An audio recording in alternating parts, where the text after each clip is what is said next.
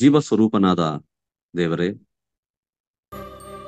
ನಿಮ್ಮ ಪ್ರೀತಿಯ ಮಗನು, ನಮ್ಮ ಒಬ್ಬನೇ ರಕ್ಷಕನಾದ ಯೇಸು ಕ್ರಿಸ್ತನ ಹೆಸರಿನಲ್ಲಿ ನಿಮಗೆ ಸ್ತೋತ್ರಗಳನ್ನು ಸಲ್ಲಿಸ್ತೇವೆ. ಕರ್ತನೇ, ನಿನ್ನ ಮಹಾಕೃಪೆಯಿಂದ ನಮ್ಮ ಬಾಳಿನಲ್ಲಿ ಮತ್ತೊಂದು ದಿನವನ್ನು ಅನುಗ್ರಹಿಸಿದಕ್ಕಾಗಿ ಸ್ತೋತ್ರ. ನೀನು ಒಳ್ಳೆಯವನು, ನೀನು ಒಳ್ಳೆಯದನ್ನು ಮಾಡುವ ದೇವರಾಗಿದೆ. ಸ್ತೋತ್ರಪ್ಪ ತಂದೆ. ನಾವು ಈ ಒಂದು ಮೇ ತಿಂಗಳಿನ 4ನೇ ದಿನದಲ್ಲಿ ನಿಮ್ಮ ಘನವುಳ್ಳ ನಾಮವನ್ನು ಸ್ತುತಿಸ್ತಾ ಇದ್ದೇವೆ ಸ್ವಾಮಿ. ಮತ್ತು ನಾವು ಕೀರ್ತನೆಗಳ ಗ್ರಂಥವನ್ನು ಧ್ಯಾನ ಮಾಡಲಿಕ್ಕೆ ನಮಗೆ ದಯ ತೋರಿದಕ್ಕಾಗಿ ಸ್ತೋತ್ರ. ಸೇರಿ ಬಂದ ಪ್ರತಿಯೊಬ್ಬರನ್ನ ಆಶೀರ್ವದಿಸು. ಯೇಸು ಸ್ವಾಮಿ ಹೆಸರಿನಲ್ಲಿ ಪ್ರಾರ್ಥನೆಯನ್ನು ಬೇಡಿಕೊಳ್ತಾನೆ, ಒಡೆಯನೇ, ಆಮೆನ್. ಕರ್ತನಲ್ಲಿ ಪ್ರೀತಿಯುಳ್ಳ ದೇವ ಜನರೇ, ಈ ಒಂದು ದಿನದ ಧ್ಯಾನಕ್ಕಾಗಿ ಕೀರ್ತನೆಗಳ ಗ್ರಂಥ 146ನೇ ಕೀರ್ತನೆಯನ್ನ ನಾವು ಧ್ಯಾನ ಮಾಡೋಣ. ಕೀರ್ತನೆಗಳ ಗ್ರಂಥ 146.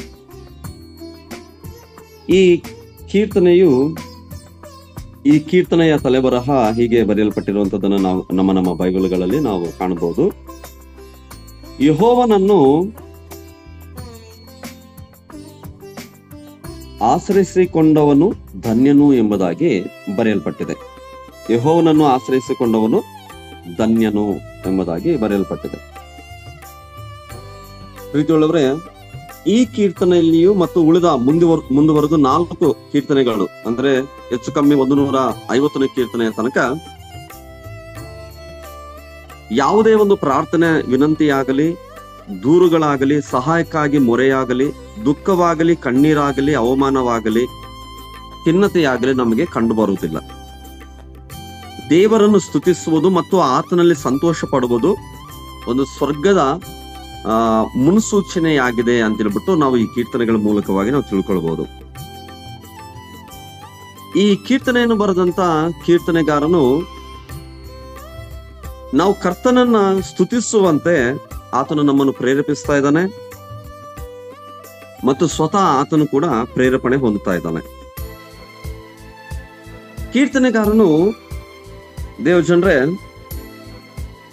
ಯಾಹೋವನಿಗೆ ಸ್ತೋತ್ರ, ನನ್ನ ಮನವೇ ಯೆಹೋವನನ್ನು ಸ್ತುತಿಸು, ಪ್ರಾಣ ಇರುವವರೆಗೂ ಯೆಹೋವನನ್ನು ಸ್ತುತಿಸುವೆನು, ಜೀವಮಾನವೆಲ್ಲ ನನ್ನ ದೇವರನ್ನು ಕೊಂಡಾಡುವೆನು ಎಂಬುದಾಗಿ ಆತನು ಹೇಳ್ತಾ ಇದ್ದಾನೆ.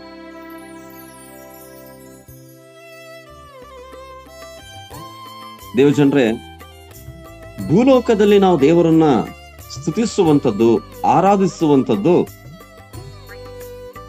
ನಾವು ಆತನಲ್ಲಿ ಸಂತೋಷ ಪಡುವುದಕ್ಕೆ ಒಂದು ಗುರುತಾಗಿದೆ. ಈ ಕೀರ್ತನೆಗಳಲ್ಲಿ ಅನೇಕ ಹಾಡುಗಳು ನಮ್ಮನ್ನ ದೇವರನ್ನ ಸ್ತುತಿಸುವುದಕ್ಕೆ ಪ್ರೇರೇಪಿಸುವಂತವುಗಳು ಆಗಿದ್ದಾವೆ. ಭಕ್ತನು ಹೇಳ್ತಾ ಇದ್ದಾನೆ, ಪ್ರಾಣ ಇರುವವರೆಗೂ ಯೆಹೋವನನ್ನು ಸ್ತುತಿಸುವೆನು, ಜೀವಮಾನವೆಲ್ಲ ನನ್ನ ದೇವರನ್ನು ಕೊಂಡಾಡುವೆನೆಂಬುದಾಗಿ ಆತನು ಹೇಳುವಂತದನ್ನು ನಾವಿಲ್ಲಿ ಗಮನಿಸಬೇಕಾಗಿದೆ. ಪ್ರಾಣ ಇರುವವರೆಗೂ.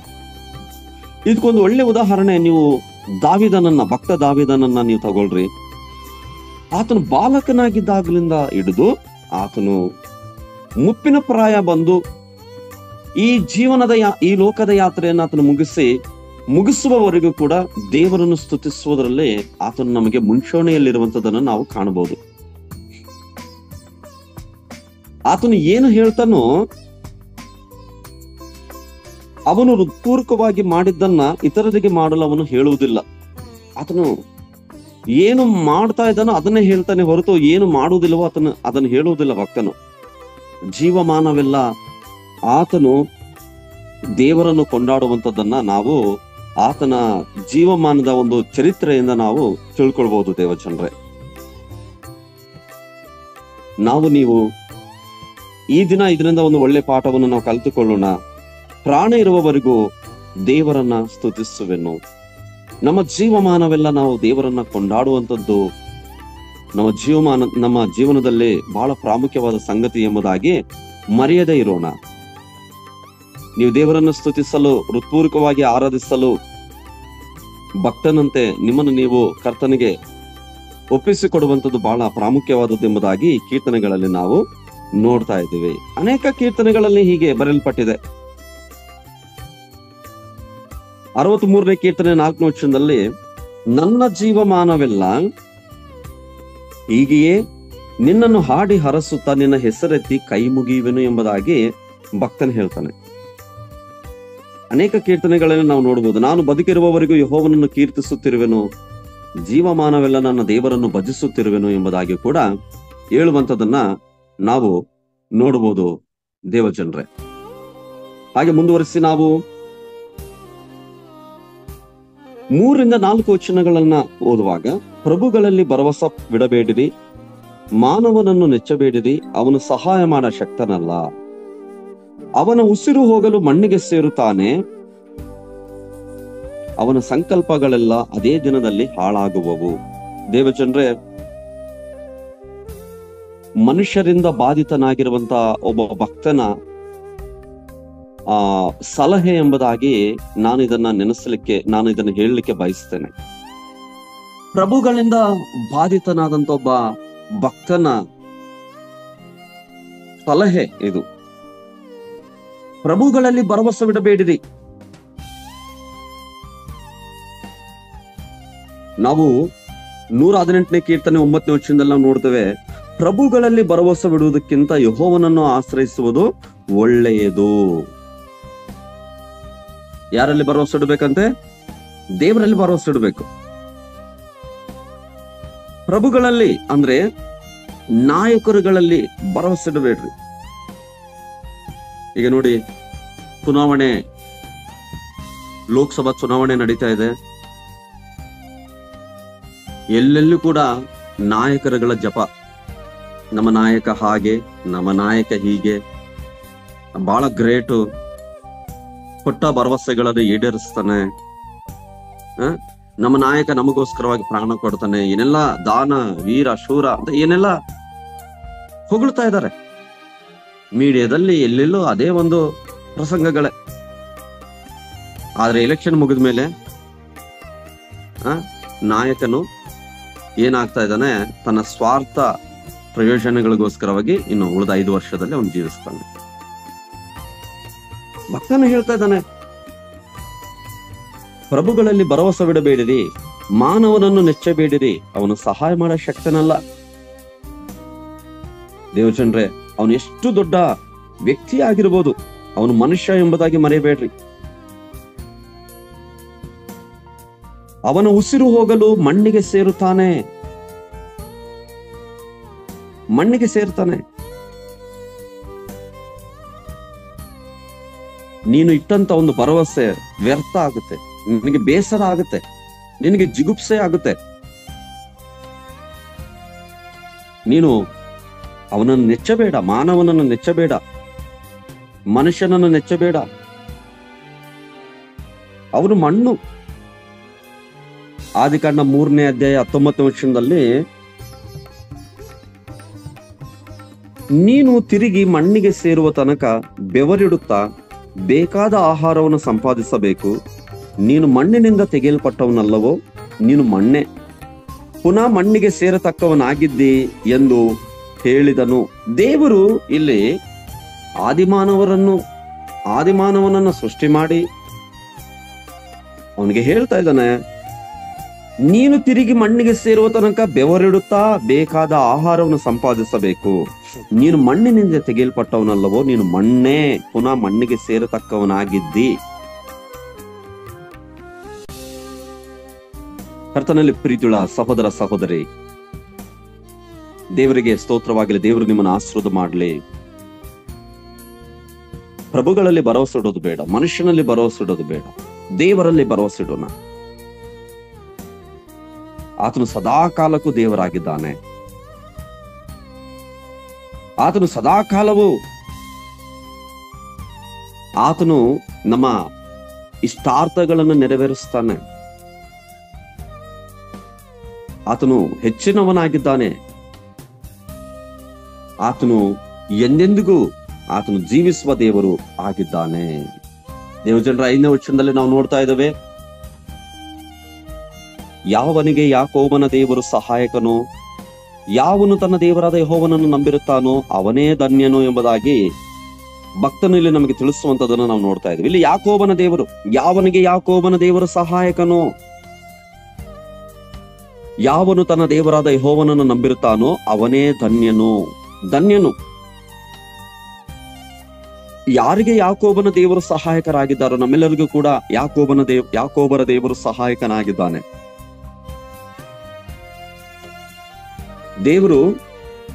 ದೇವಜನರೇ, ಯಾಕೋಬನ ದೇವರು ಎಂಬ ಪದ ಸತ್ಯವೇದದ ಹಳೆ ಒಡಂಬಡಿಕೆಯಲ್ಲಿ 24 ಸಲ ಕಂಡು ಬರ್ತದಂತೆ. ದೇವರು ತನ್ನ ಅದ್ಭುತವಾದ ಪರಿಶುದ್ಧ ಹೆಸರನ್ನು ಯಾಕೋಬನೊಂದಿಗೆ ಜೋಡಿಸಲು ಏಕೆ ಆರಿಸಿಕೊಂಡನೆಂದು ಯೋಚಿಸಿದರೆ ನಾವು ಕೆಲವು ಉತ್ತಮವಾದ ಪಾಠಗಳನ್ನು ಕಲಿಯಬಹುದು. ಯಾಕೋಬನು ಭಕ್ತರಲ್ಲಿ ಶ್ರೇಷ್ಠನಲ್ಲ, ಅವನ ಅನೇಕ ರೀತಿಯಲ್ಲಿ ವಿಫಲನಾಗಿದ್ದಾನೆ. ಅವನ ಚರಿತ್ರೆ ಮತ್ತು ಅವನ ವಂಶಸ್ಥರಾದ ಇಸ್ರಾಯೇಲ್ ದೇಶದ ಚರಿತ್ರೆಯ ಅಧ್ಯಯನವು ನಮಗೆ ಯಾಕೋಬನ ದೇವರು ಎಂಬ ಹೆಸರಿನ ಅರ್ಥವನ್ನು ತಿಳಿಸ್ತಾ ಇದೆ. ದೇವಜನರೇ, ದೇವರು ವ್ಯಕ್ತಿಗಳನ್ನು ಮತ್ತು ಇಡೀ ಜನರನ್ನು ತನ್ನ ಒಳ್ಳೆಯ ಸಂತೋಷಕ್ಕಾಗಿ ಆರಿಸಿಕೊಳ್ಳುವ ದೇವರೇ ಹೊರತು ಅವರ ಅರ್ಹತೆಗಳಿಂದ ಅಲ್ಲ. ದೇವರಲ್ಲಿ ಯಾಕೋಬನ ದೇವರು, ಯಾರಿಗೆ ಯಾಕೋಬನ ದೇವರು ಸಹಾಯಕನೋ ಎಂಬುದಾಗಿ, ಅಂದ್ರೆ ದೇವರು ಯಾಕೋಬನ ದೇವರು ಎಂಬುದಾಗಿ ಗುರುತಿಸಲ್ಪಡ್ತಾ ಇದ್ದಾನೆ ಸತ್ಯವೇದದಲ್ಲಿ. ಯಾಕೋಬನಲ್ಲಿ ಏನು ಒಳ್ಳೆಯ ಭಕ್ತನ ಗುಣಗಳಿದಾವೆ ಅಥವಾ ಒಳ್ಳೆ ಭಕ್ತನೆಂಬುದಾಗಿ ದೇವರು ಆತನನ್ನ ಆರಿಸ್ಕೊಳ್ಳಿಲ್ಲ. ಬದಲಾಗಿ ಇಲ್ಲಿ ನಾವು ನೋಡ್ತಾ ಇದ್ದೇವೆ ದೇವಜನರೇ, ಆತನು ತನ್ನ ಸಂತೋಷಕ್ಕಾಗಿ ಆರಿಸಿಕೊಂಡಿದ್ದಾನೆ ಎಂಬುದಾಗಿ ನಮಗೆ ಕಂಡು ಬರ್ತಾ ಇದೆ. ದೇವರು ಕೃಪೆಯುಳ್ಳ ದೇವರು, ಜನರನ್ನು ಅವರ ಒಳ್ಳೆಯ ಕಾರ್ಯಗಳಿಂದ ಹೊರತಾಗಿಯೂ ರಕ್ಷಿಸುತ್ತಾನೆ ಅಥವಾ ನೀತಿವಂತರಾಗಲು ಪ್ರಯತ್ನಿಸುವವರನ್ನು ಆತನು ರಕ್ಷಿಸ್ತಾ ಇದ್ದಾನೆ. ಆತನು ನಮ್ಮನ್ನ ನಮ್ಮಲ್ಲಿ ಒಳ್ಳೆ ಕಾರ್ಯಗಳು ಇಲ್ಲದಿದ್ದರೂ ಕೂಡ ಆತನು ಏನ್ ಮಾಡ್ತಾ ಇದ್ದಾನೆ, ನಮ್ಮನ್ನು ರಕ್ಷಿಸ್ತಾ ಇದ್ದಾನೆ. ಮತ್ತು ನಾವು ನೀತಿವಂತರಾಗಲು ಪ್ರಯತ್ನಿಸುವಾಗಲೂ ಕೂಡ ಆತನು ನಮ್ಮನ್ನು ರಕ್ಷಿಸುವ ದೇವರಾಗಿದ್ದಾನೆ ಎಂಬುದಾಗಿ ನಾವು ಯಾಕೋಬನ ಒಂದು ಚರಿತ್ರೆಯ ಮೂಲಕವಾಗಿ ನಾವು ತಿಳ್ಕೊಳ್ಬಹುದು ದೇವಜನರೇ. ಇಲ್ಲಿ ಮುಖ್ಯವಾಗಿ ನಾವು ನೋಡ್ತಾ ಇದ್ವಿ, ಯಾಕೋಬನ ದೇವರು ಯಾರಿಗೆ ಸಹಾಯಕನಾಗಿದ್ದಾನೋ ಅವರು ಧನ್ಯರಾಗಿದ್ದಾರೆ. ಯಾಕಂದ್ರೆ ಯಾಕೋಬನ ಚರಿತ್ರೆಯನ್ನು ನಾವು ನೋಡೋದಾದ್ರೆ ಅನೇಕ ವಿಷಯಗಳಲ್ಲಿ ಅವನು ವಿಫಲನಾಗಿದ್ದಾನೆ. ಭಕ್ತರಲ್ಲಿ ಅವನೇನು ಶ್ರೇಷ್ಠನಾಗಿರ್ಲಿಲ್ಲ, ಅಬ್ರಹಾಮನಂತೆ ನಿರ್ಲಿಲ್ಲ, ಆತ ಯೋಸೇಫನಂತೆ ನಿರ್ಲಿಲ್ಲ. ಆದ್ರೆ ದೇವರು ತನ್ನ ಕೃಪೆಯ ಮೂಲಕವಾಗಿ ಯಾಕೋಬನಿಗೆ ಹಲವು ವಿಷಯಗಳಲ್ಲಿ ಸಹಾಯ ಮಾಡುವಂತದನ್ನು ನಾವು ಕಾಣ್ತಾ ಇದ್ದೇವೆ. ದೇವರಿಗೆ ಸ್ತೋತ್ರವಾಗಲಿ. ತನ್ನ ಜನರ ಕಡೆಯಿಂದ ವೈಫಲ್ಯ ಮತ್ತು ಪಾಪ ಇದ್ದಾಗಲೂ ಆತನು ತನ್ನ ವಾಗ್ದಾನಗಳನ್ನು ನೆರವೇರಿಸುವ ದೇವರಾಗಿದ್ದಾನೆ. ಹೌದು ದೇವಜನರೇ, ಯಾಕೋಬನಲ್ಲಿ ಇದು ವೈಫಲ್ಯತೆಗಳು ಬಹಳ ಕಂಡು ಬರ್ತಾ ಇತ್ತು ನಮ್ಮ ಜೀವನದಲ್ಲಿ. ಅವನ ಜೀವನದಲ್ಲಿ ಪಾಪ ಕೂಡ ಕಂಡು ಬರ್ತಾ ಇತ್ತು. ಆದ್ರೆ ದೇವರು ತನ್ನ ಪೂರ್ವಿಕರಿಗೆ ಮಾಡಿದಂತ ವಾಗ್ದಾನಗಳನ್ನ ಆತನು ಯಾವಾಗಲೂ ನೆನಪಿನಲ್ಲಿಟ್ಟುಕೊಂಡು ಮತ್ತು ಸಹಾಯ ಮಾಡುವಂತದನ್ನ ನಾವು ನೋಡ್ತೇವೆ. ಒಂದು ಉದಾಹರಣೆಗೆ ನೋಡ್ರಿ, ಆದಿಕಾಂಡ ಗ್ರಂಥ 28ನೇ ಅಧ್ಯಾಯ 15ನೇ ವಚನವನ್ನು ನಾವು ನೋಡೋಣ.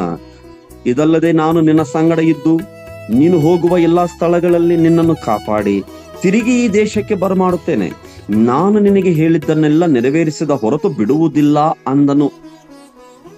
ಸಹೋದರ ಸಹೋದರಿ, ದೇವರು ನಾವಿಲ್ಲಿ ಕಾಣ್ತಾ ಇದ್ವಿ, ತನ್ನ ವಾಗ್ದಾನವನ್ನು ನೆರವೇರಿಸುವ ದೇವರಾತನಾಗಿದ್ದಾನೆ. ಯಾಕೋಬನಿಗೆ ಆತನು ಎಷ್ಟು ಶ್ರೇಷ್ಠವಾದ ವಾಗ್ದಾನ ಮಾಡ್ತಾ ಇದ್ದಾನೆ ನೋಡ್ರಿ. ಇದಲ್ಲದೆ ನಾನು ನಿನ್ನ ಸಂಗಡ ಇದ್ದು ನೀನು ಹೋಗುವ ಎಲ್ಲಾ ಸ್ಥಳಗಳಲ್ಲಿ ನಿನ್ನನ್ನು ಕಾಪಾಡಿ ತಿರುಗಿ ಈ ದೇಶಕ್ಕೆ ಬರಮಾಡುತ್ತೇನೆ. ಎಲ್ರಿ, ತನ್ನ ಅಣ್ಣನ ಕಡೆಯಿಂದ ಪ್ರಾಣಾಪಾಯ ಒದಗಿ ಬಂದಾಗ ಅವನು ತನ್ನ ಪ್ರಾಣವನ್ನು ಕಾಪಾಡಿಕೊಳ್ಳುವುದಕ್ಕಾಗಿ ಯಾಕೋಬನು ತನ್ನ ಸೋದರ ಮಾವನ ಊರಿಗೆ ಓಡಿ ಹೋಗ್ತಾ ಇದ್ರ ದೇಶಕ್ಕೆ. ಹಾದಿಯ ಮಾರ್ಗದ ಮಧ್ಯದಲ್ಲಿ ದೇವರು ಅವನನ್ನು ಸಂಧಿಸಿ ದೇವರು ಹೇಳ್ತಾ ಇದ್ದಾರ, ವಾಗ್ದಾನ ಮಾಡ್ತಾ ಇದ್ದಾನ, ನಿನ್ನ ಸಂಗಡ ನಾನಿದ್ದು ನೀನು ಹೋಗುವ ಎಲ್ಲಾ ಸ್ಥಳಗಳಲ್ಲಿ ನಿನ್ನನ್ನು ಕಾಪಾಡಿ ತಿರುಗಿ ಈ ಕಾನಾನ್ ದೇಶಕ್ಕೆ, ಅಂದ್ರೆ ನಿಮ್ಮ ಅಪ್ಪ ಆಗಿರುವಂತ ಇಸಾಕನ ದೇಶಕ್ಕೆ, ನಿಮ್ಮ ಅಜ್ಜ ಆಗಿರುವಂತ ಅಬ್ರಹಾಮನ ದೇಶಕ್ಕೆ ಬರಮಾಡುತ್ತೇನೆ. ನಾನು ನಿನಗೆ ಹೇಳಿದ್ದನ್ನೆಲ್ಲ ನೆರವೇರಿಸದ ಹೊರತು ಬಿಡುವುದಿಲ್ಲ ಅಂದನು. ಸಹೋದರ ಸಹೋದರಿ, ದೇವರು ನಿಮ್ಮನ್ನು ಆರಿಸಿಕೊಂಡಂತ ವಿಷಯವನ್ನ ಆಲೋಚನೆ ಮಾಡಿರಿ. ನಿಮ್ಮ ಜೀವನದಲ್ಲಿ ದೇವರು ಹೇಳಿದ್ದನ್ನೆಲ್ಲ ಆತ ನೆರವೇರಿಸುವ ದೇವರಾಗಿ, ಯಾವ ದುಷ್ಕೃತ್ಯವನ್ನು ಮಾಡದಂತೆ ದೇವರು ನನ್ನನ್ನ ತಪ್ಪಿಸಿ ನನ್ನನ್ನು ಪರಲೋಕ ರಾಜ್ಯಕ್ಕೆ ಸೇರಿಸಿಕೊಳ್ಳುವನು. ದೇವರಿಗೆ ಯುಗ ಯುಗಾಂತರಗಳಲ್ಲಿ ಸ್ತೋತ್ರ, ಆಮೇನ್ ಎಂಬುದಾಗಿ ದೇವರ ಸೇವಕನಾಗಿರುವಂತ ಪೌಲನು ಈ ಮಾತನ್ನು ಹೇಳ್ತಾ ಇದ್ದಾನ. ಸಹೋದರ ಸಹೋದರಿ, ದೇವರು ನಮ್ಮನ್ನು ಆರಿಸಿಕೊಂಡಿರುವಂತದ್ದು ನಮ್ಮೆಲ್ಲರನ್ನು ಆರಿಸಿಕೊಂಡಿರುವಂತದ್ದು ಪರಲೋಕ ರಾಜ್ಯವನ್ನು ಸೇರಿಸಿಕೊಳ್ಳುವುದಕ್ಕಾಗಿ. ಅದಕ್ಕಾಗಿ ದೇವರು ವಾಗ್ದಾನ ಮಾಡ್ತಾ ಇದ್ದಾನೆ, ನಾವು ಯಾವ ದುಷ್ಕೃತ್ಯವನ್ನು ಮಾಡದಂತೆ ನಮ್ಮನ್ನು ತಪ್ಪಿಸ್ತಾನೆ ಎಂಬುದಾಗಿ. ದೇವರಿಗೆ ಸ್ತೋತ್ರವಾಗಲಿ. ಯಾಕೋಬನಿಗೆ ದೇವರು ಹೇಳ್ತಾ ಇದ್ದಾರ, ಹೇಳಿದ ಪ್ರಕಾರವಾಗಿ ದೇವರು ಮಾಡುವಂತದನ್ನ ನಾವು ನೋಡ್ತಾ ಇದ್ದೇವೆ. ಹಾಗೆ 146ನೇ ಕೀರ್ತನೆ 6ನೇ ವಚನದಿಂದ ಓದ್ತೇನೆ. ಭೂಮಿ, ಆಕಾಶ, ಸಾಗರ, ಚರಾಚರ ಇವುಗಳನ್ನು ನಿರ್ಮಿಸಿದವನು, ವಾಗ್ದಾನವನ್ನು ಯಾವಾಗಲೂ ನೆರವೇರಿಸುವವನು, ಹಿಂಸೆಗೆ ಗುರಿಯಾದವರ ನ್ಯಾಯವನ್ನು ಸ್ಥಾಪಿಸುವವನು, ಹಸಿದವರಿಗೆ ಆಹಾರ ಕೊಡುವವನು ಆತನೇ. ಯೆಹೋವನು ಸೆರೆಯಲ್ಲಿರುವವರನ್ನು ಬಿಡಿಸುತ್ತಾನೆ, ಯೆಹೋವನು ಕುರುಡರಿಗೆ ಕಣ್ಣು ಕೊಡುತ್ತಾನೆ, ಯೆಹೋವನು ಕುಗ್ಗಿದವರನ್ನು ಉದ್ಧರಿಸುತ್ತಾನೆ, ಯೆಹೋವನು ನೀತಿವಂತನನ್ನು ಪ್ರೀತಿಸುತ್ತಾನೆ, ಯೆಹೋವನು ಪರದೇಶದವರನ್ನು ಕಾಪಾಡುತ್ತಾನೆ. ಆತನ ಅನಾಥರಿಗೂ ವಿಧವೆಯರಿಗೂ ಆಧಾರವಾಗಿದ್ದಾನೆ, ಆದರೆ ದುಷ್ಟರ ಮಾರ್ಗವನ್ನು ಡೊಂಕು ಮಾಡಿ ಬಿಡುತ್ತಾನೆ ಎಂಬುದಾಗಿ ಭಕ್ತನು ಬರೀತಾ ಇದ್ದಾನೆ. ದೇವಜನರೇ, 6ನೇ ವಚನದಿಂದ ನಾವು 9ನೇ ವಚನ ತನಕ ನಾವು ನೋಡುವಾಗ ಇಲ್ಲಿ ಯಾಕೋಬನ ದೇವರನ್ನು ಸಹಾಯವಾಗಿ ಹೊಂದಿರುವ ಜನರನ್ನು ಆಶೀರ್ವದಿಸಲು ಈ ವಚನಗಳು ನಮಗೆ ಕಾರಣಗಳನ್ನು ನೀಡುತ್ತವೆ. ದೇವರು ಸರ್ವಶಕ್ತ ಸೃಷ್ಟಿಕರ್ತನಾಗಿದ್ದಾನೆ, ಸಂಪೂರ್ಣವಾಗಿ ನಂಬಿಗಸ್ತನಾಗಿರುತ್ತಾನೆ ಮತ್ತು ತನ್ನ ಜನರಿಗೆ ನೀಡಿದ ವಾಗ್ದಾನಗಳನ್ನು ಈಡೇರಿಸುವುದನ್ನು ಆತನು ತಡೆಯಲು ಸಾಧ್ಯವಿಲ್ಲ. ಆತನು ಹಸಿದವರು, ಬಡವರು, ತುಳಿತಕ್ಕೆ ಒಳಗಾದವರ ಜೊತೆಯಲ್ಲಿದ್ದಾನೆ, ಅವರ ಸಂಗಡ ಇದ್ದಾನೆ.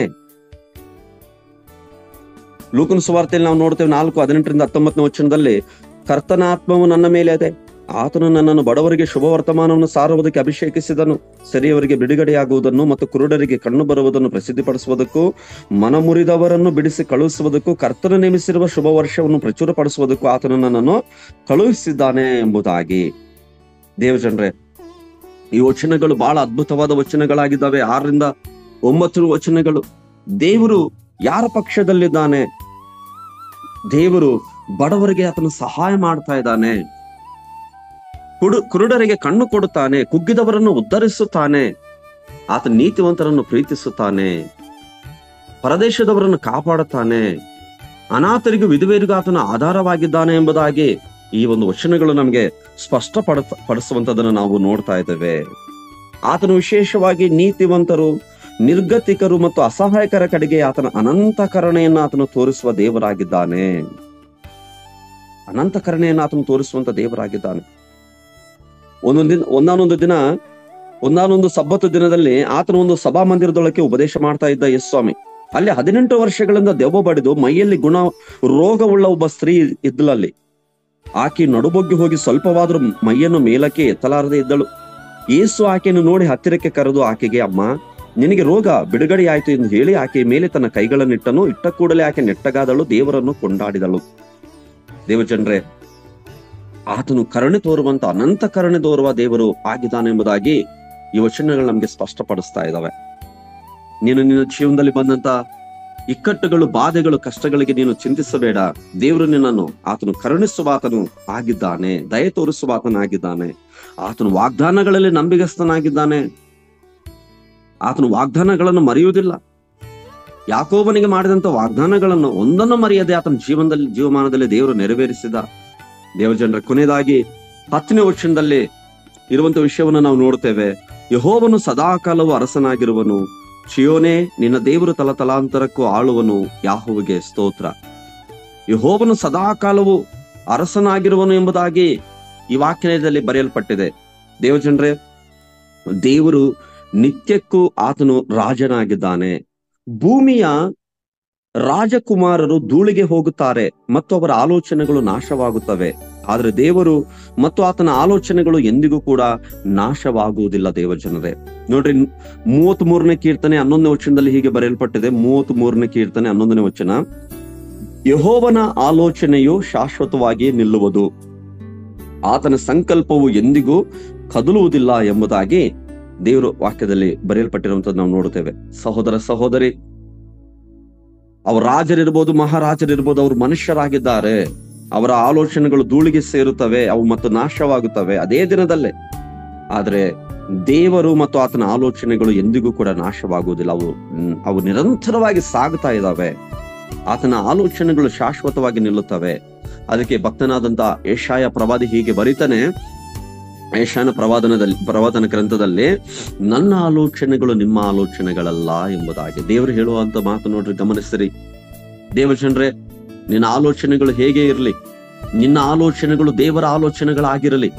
ನಿನ್ನ ಆಲೋಚನೆಗಳ ನೀನು ಮಾಡುವುದನ್ನ ದೇವರಿಗೊಪ್ಪಿಸು. ದೇವರ ಆಲೋಚನೆಗಳನ್ನ, ದೇವರ ವಾಕ್ಯಗಳನ್ನ, ದೇವರ ಚಿತ್ತವನ್ನು ನಿನ್ನ ಜೀವನದಲ್ಲಿ ನೀನು ಸ್ವೀಕರಿಸಿ, ತಂದೆಯೇ ನಿನ್ನ ಆಲೋಚನೆಯು ನನ್ನಲ್ಲಿ ಸಾಗಬೇಕು, ನನಗೆ ಉಚಿತ ಆಲೋಚನೆಯನ್ನು ಹೇಳಿಕೊಡು, ನಿನ್ನ ಆಲೋಚನೆಯಲ್ಲಿ, ನಿನ್ನ ಸಲಹೆಗಳಲ್ಲಿ, ನಿನ್ನ ವಾಕ್ಯಗಳ ಮಾರ್ಗದಲ್ಲಿ ನನ್ನ ನಡೆಸು ಎಂಬುದಾಗಿ ದೇವಜನರೇ ಕೇಳಿಕೊಳ್ಳುವಂಥದ್ದು ಮಾತ್ರವಲ್ಲದೆ ಅದಕ್ಕೆ ಒಪ್ಪಿಸಿಕೊಡುವಂಥವರು ಆಗಿರುವುದಾದರೆ ನಿಜವಾಗಲೂ ದೇವರು ನಿನ್ನ ಜೀವಮಾನವನ್ನ ಆಶೀರ್ವದಿಸಿ ನಿನ್ನ ಜೀವಮಾನದ ಮೂಲಕವಾಗಿ ದೇವರು ಮಹಿಮೆ ಹೊಂದುತ್ತಾನೆ. ಯಾಕೋಬನ ದೇವರು ನಿಜವಾದ ದೇವರು, ತಮ್ಮ ದೇವರಾಗಿ ದೇವರನ್ನು ಹೊಂದಿರುವವರು ನಿಜಕ್ಕೂ ಅವರು ಸಂತೋಷವನ್ನ ಹೊಂದುತ್ತಾರೆ ಎಂಬುದಾಗಿ ಈ ಕೀರ್ತನೆಗಾರನು ನಮಗೆ ತಿಳಿಸುವಾತನು ಆಗಿದ್ದಾನೆ. ದೇವಜನರೇ, ಯೆಹೋವನು ಸದಾಕಾಲ ವರಸನಾಗಿರುವನು, ಚಿಯೋನೆ ನಿನ್ನ ದೇವರು ತಲಾಂತರಕ್ಕೂ ಆಳುವನು, ಯಾಹುವಿಗೆ ಸ್ತೋತ್ರ ಎಂಬುದಾಗಿ ಹೇಳುವಂಥದ್ದನ್ನ ನಾವು ನೋಡ್ತಾ ಇದ್ದೇವೆ. ದೇವಜನರೇ, ದೇವರ ರಾಜ್ಯವು ಶಾಶ್ವತವಾದದ್ದಾಗಿದೆ. ದೇವರ ರಾಜ್ಯವು ನಿತ್ಯ ನಿರಂತರವೂ ಇರುವಂತದ್ದಾಗಿದೆ. ದೇವರ ರಾಜ್ಯಕ್ಕೆ ಅಂತ್ಯವೇ ಇಲ್ಲ. ದೇವರು ತನ್ನ ರಾಜ್ಯವನ್ನು ಆತನು ನಿತ್ಯಕ್ಕೂ ಸ್ಥಾಪಿಸಿದ್ದಾನೆ. ಆ ರಾಜ್ಯಕ್ಕೆ ನಮ್ಮನ್ನ ವಾರಸುದಾರರನ್ನಾಗಿ ಆತನು ನೇಮಿಸಿದ್ದಾನೆ. ಯಾರ್ಯಾರನ್ನು ತನಗಾಗಿ ಆರಿಸಿಕೊಂಡಿದ್ದಾನೋ ಅವರು ಧನ್ಯರಾಗಿದ್ದಾರೆ. ಯಾರು ಆತನನ್ನು ನಂಬಿದ್ದಾರೋ ಅವರು ಧನ್ಯರೆಂಬುದಾಗಿ 5ನೇ ವಚನ ಹೇಳ್ತಾ ಇದೆ.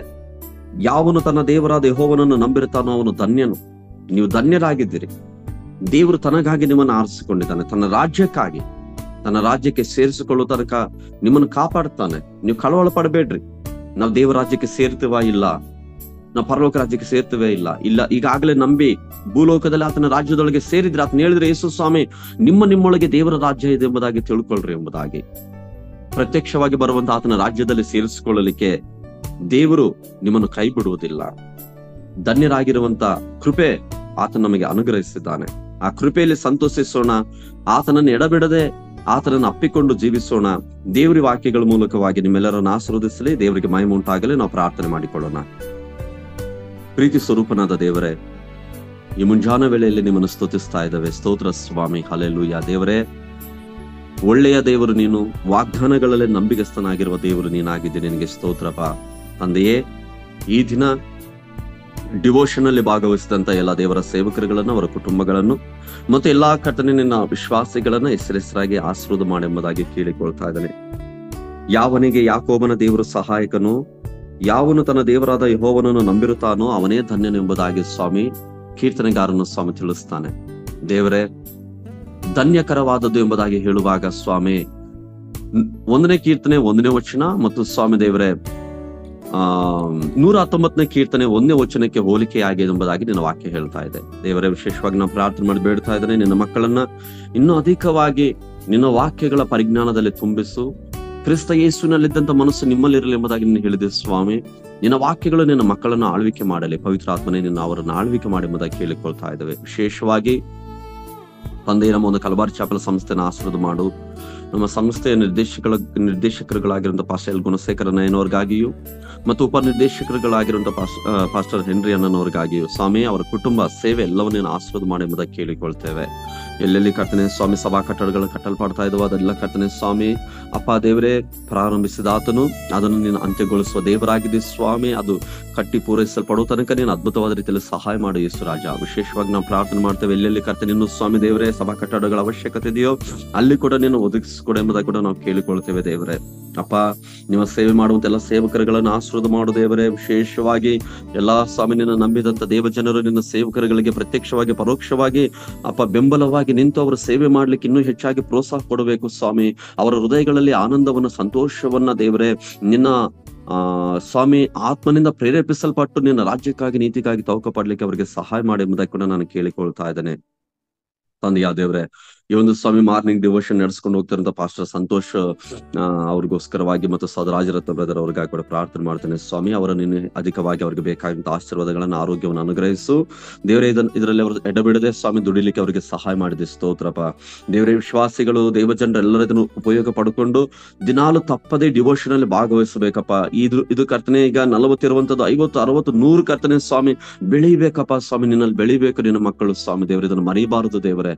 ಅಪ್ಪ, ಅವರನ್ನ ನೀನು ಪ್ರೇರೇಪಿಸುವುದಕ್ಕೆ ನಾವು ಕೇಳಿಕೊಳ್ತೇವೆ, ನಿಮ್ಮನ್ನು ಸ್ತುತಿಸ್ತೇವೆ. ಜೀವಮಾನವೆಲ್ಲ ದೇವರೇ ಇದಕ್ಕಾಗಿ ನಮ್ಮನ್ನು ನಾವು ಸಿದ್ಧಪಡಿಸಿಕೊಳ್ತೇವೆ. ನಿಮಗೆ ಸ್ತೋತ್ರ. ನಮ್ಮ ಪ್ರಾರ್ಥನೆ ಕೇಳಿದಕ್ಕಾಗಿ ಸ್ತೋತ್ರ. ಮಹಿಮಗನಂತ ಪ್ರಭಾವನೊಬ್ಬರಿಗೆ ಸಲ್ಲಿಸ್ತಾ ನಮ್ಮ ಕರ್ತನಾದ ಯೇಸು ಕ್ರಿಸ್ತನ ಹೆಸರಿನಲ್ಲಿ ಪ್ರಾರ್ಥನೆಯನ್ನು ಬೇಡಿಕೊಳ್ತಾನೆ ಒಡೆಯನೆ. ಆಮೆನ್.